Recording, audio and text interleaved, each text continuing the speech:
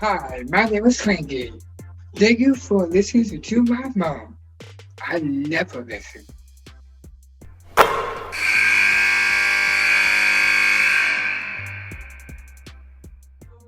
Welcome to Nothing But Net, and I could not be more pleased to be joined by one of the top guards in the entire country. And if you don't know who she is, you are going to know at the end of this podcast how good of a basketball player Nia Clouden is for Michigan State. Nia, thank you so much for coming on the podcast with us.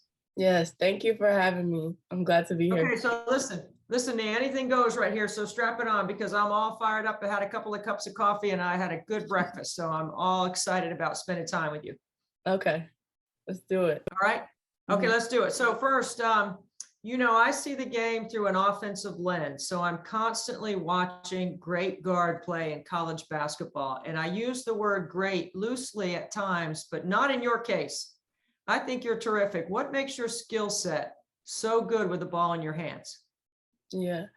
First, I just want to say thank you for the compliment, but I think it's really just about years and years of practice. I first got my first individual trainer when I was 11.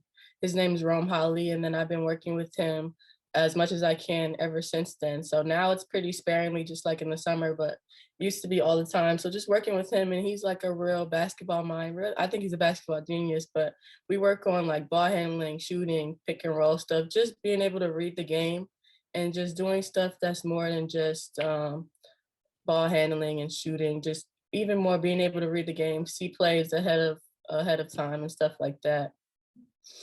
I think the game is made up of fundamentals. You mentioned those: pass, shoot, and dribble. And then there's concepts. And in the women's game, very much like the men, and everything seems to be a trickle down from the NBA, a lot more dribble handoffs, a lot more ball screening, a lot more isolation.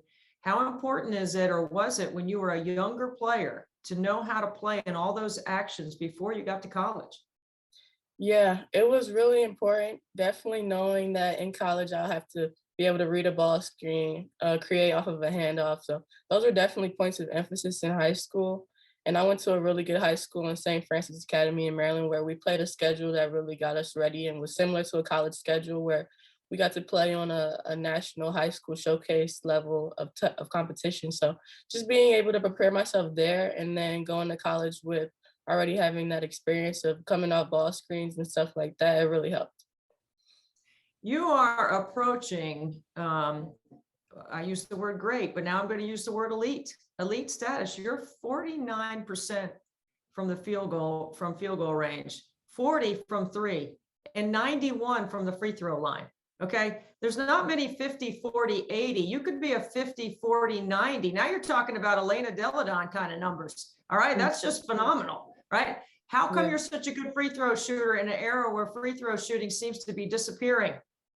Yeah, I think that's because growing up, I always worked on mid-range for most of my shots. And then that carries over to the free throw line. It's about 15 feet away. And then just growing up, I'd be in the driveway. I have one of those hoops outside like everybody has. And it's only so much space. So 15 feet was almost like as far away as you could get. So I was just shooting from back there all day, practicing and practicing. You don't want to mess up the yard by going too deep into the grass, right? I'm sure I get it. I understand. Can't get my shoes in the grass. Got it. You're actually sixth in the nation at the time of the taping right now in scoring in the country at 22 points a game. There's not many players averaging over 20 points in women's college basketball. You carry a heavy load for your team. What has that been like where you guys are a little shorthanded? Give us a little narrative of what's going on right now inside Michigan State's depth. Yeah, it's been tough, especially since the start of the year. We had two big season-ending injuries with Tori Osmond and Julia Arop. Two players who are definitely going to be starters for us and were veterans, junior and senior. And then as the seasons kept going on, we've had Mo Joyner go out with concussions, and then we've had several people be in and out with COVID protocols. And thankfully, I've been healthy and not sick, so I've been the one trying to lead us. So it's been hard, but the coaches and the teammates, they've really made it a lot easier just by being in my ear and having confidence in me and knowing that I'm a capable player. I can lead this team on the court and vocally. So just always being in my ear and telling me that no matter who's with me and who's available to play, like whoever's out there, everybody has my back. Let me give you a couple of numbers here because I love, as I mentioned, it's all offense. I know you're a good, quick, athletic defender. You can guard multiple positions, but we're not going to talk about defense on this podcast, okay? We're going to talk about efficiency, all right? I already mentioned you're nearly 50, 40, 90, okay? Now you got to get up a couple of more percentages in the mid-range, so you need to knock down a few more shots, okay? So the next couple of games we'll be watching for that. But in averaging 22 points a game and 6th in the nation in scoring right now, you're only taking 14 shots a game. That is highly efficient. How are you able to do that? I think a real point of emphasis for me every game, I know I have to get to the free throw line. And I try to work to get there on purpose. I intentionally go to the basket knowing what situations will be able to put me to the line and just going up strong and trying to finish through the contact. And even if they found me, just trying to be able to finish through there and anticipating the contact, but at the same time, not being too worried about it to where it'll throw off my shot. So definitely really important getting to the line for me.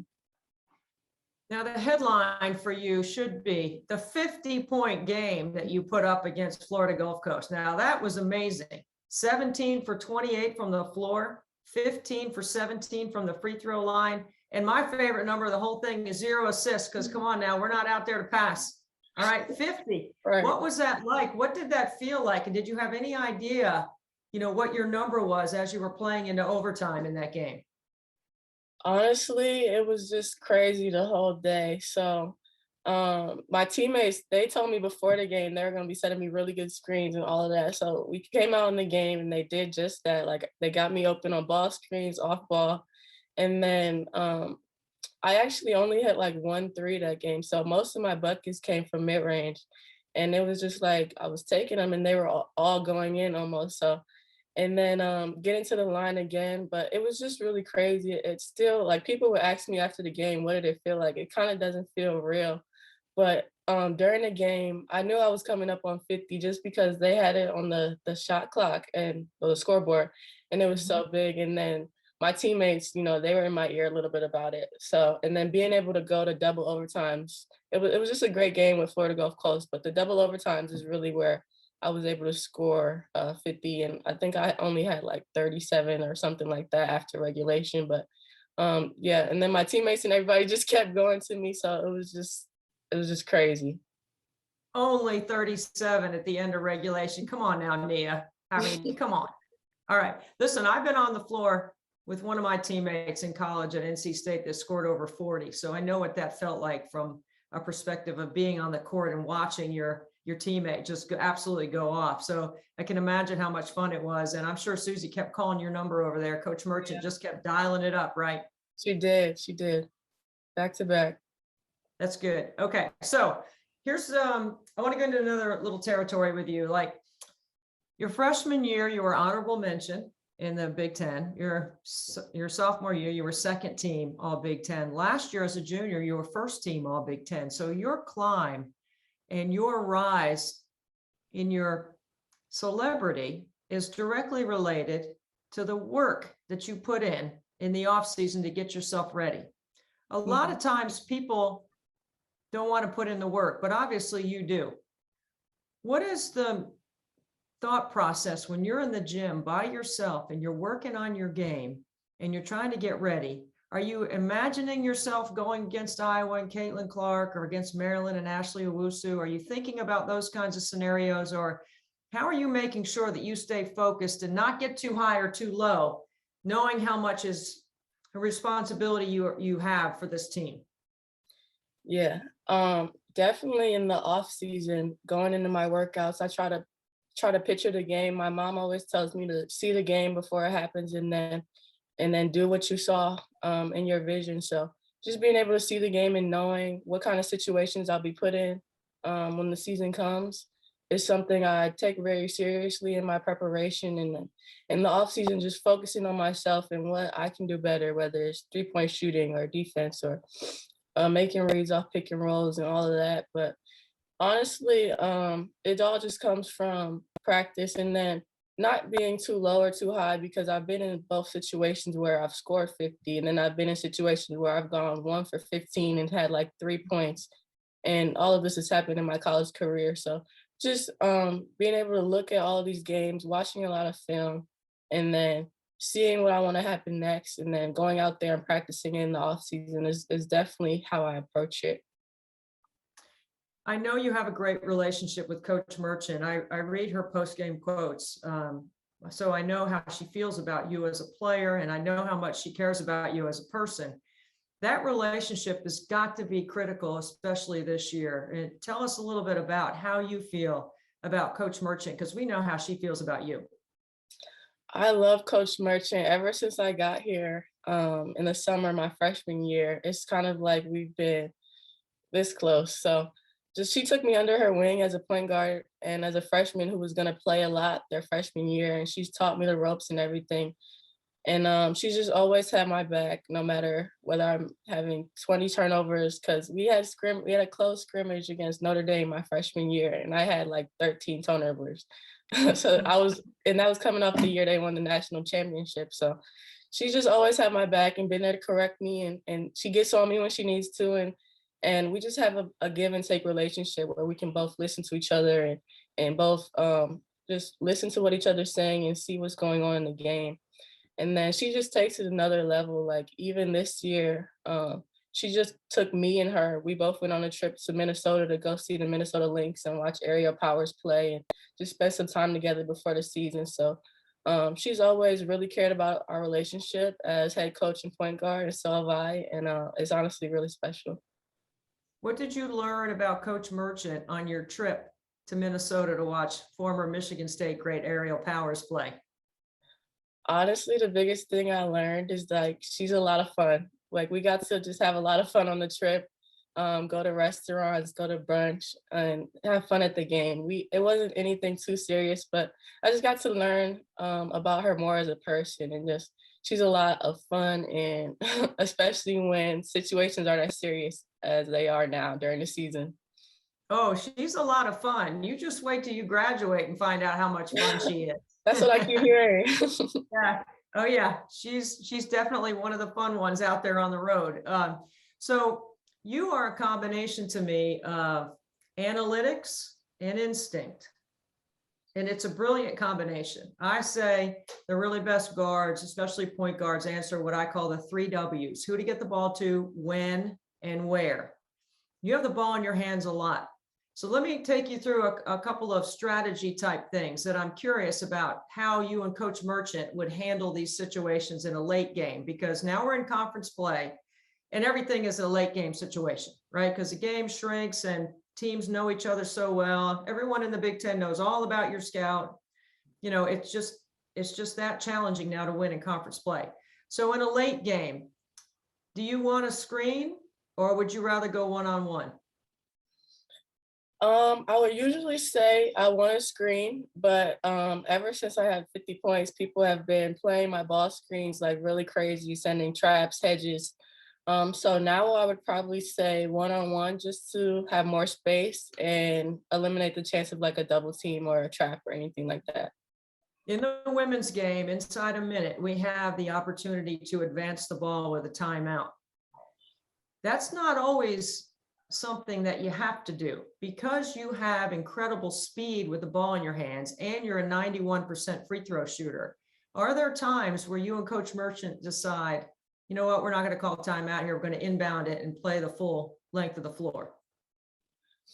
Honestly, we usually try to go for the timeout to advance it.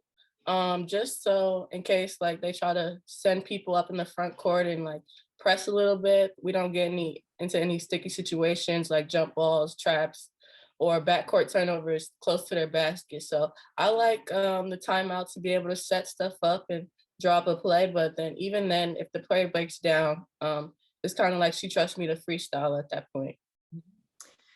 I know that you can play with 3 or 4 fouls late in the game because you've done it. You've proven that you can play with foul trouble, and we know you can't get in foul trouble, Nia, right? Just let them score.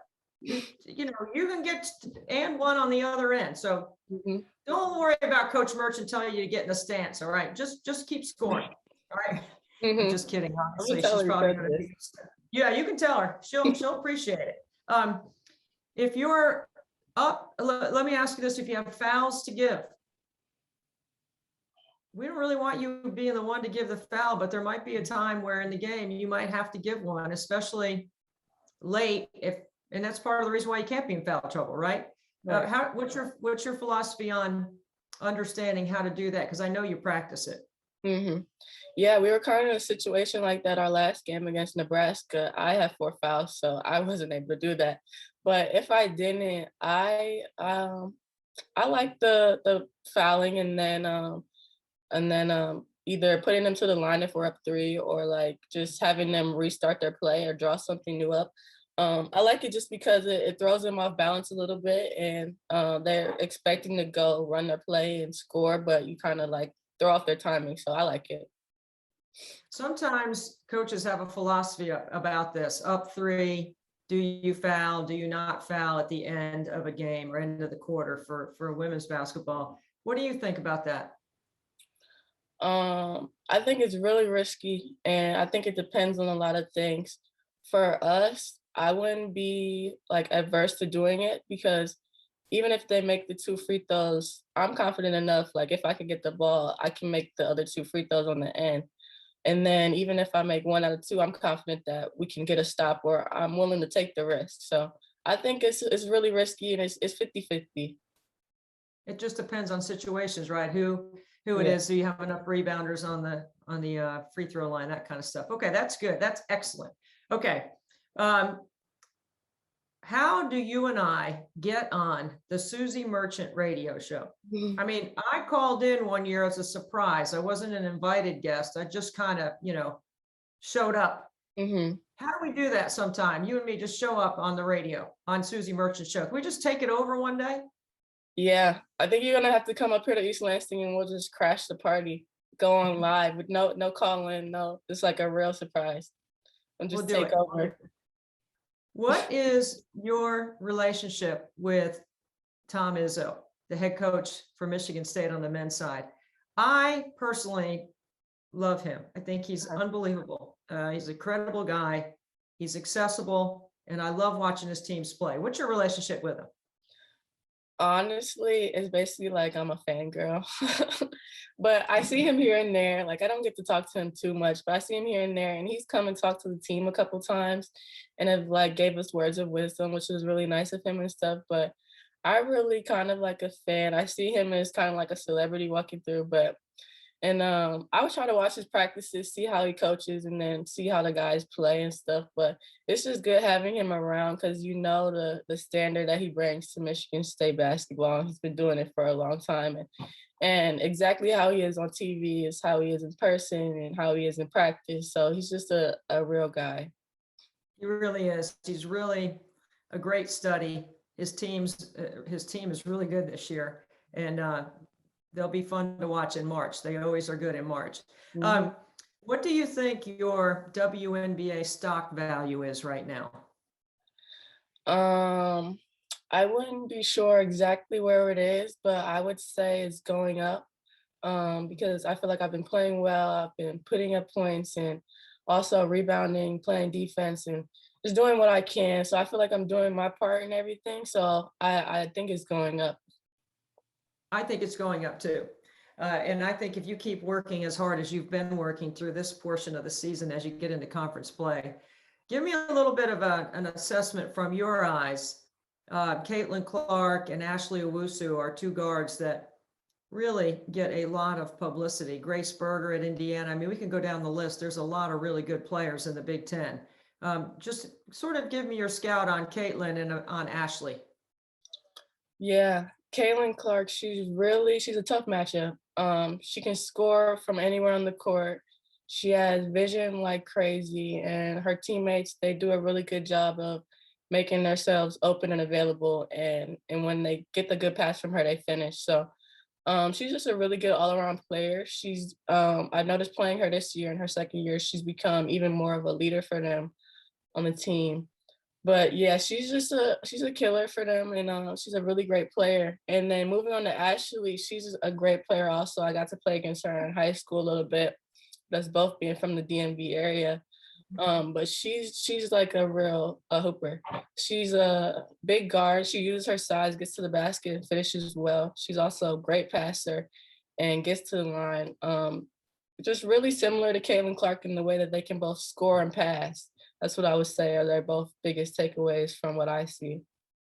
Well, I think you're right up there in the list of top guards in the Big Ten for sure. And on the national stage, I think you're not behind the curtain. Like, you have already opened up the curtain and people are watching. So the spotlight is on you this season, and certainly the WNBA coaches I know are aware of your game, Nia. I want to ask you about, Susie's court at her house. Like, she's got a court in the house, right? I mean, like, when you go over there, do you play horse? Do you play pig with the boys? What do you do? I mean, can you beat those two kids, her two sons?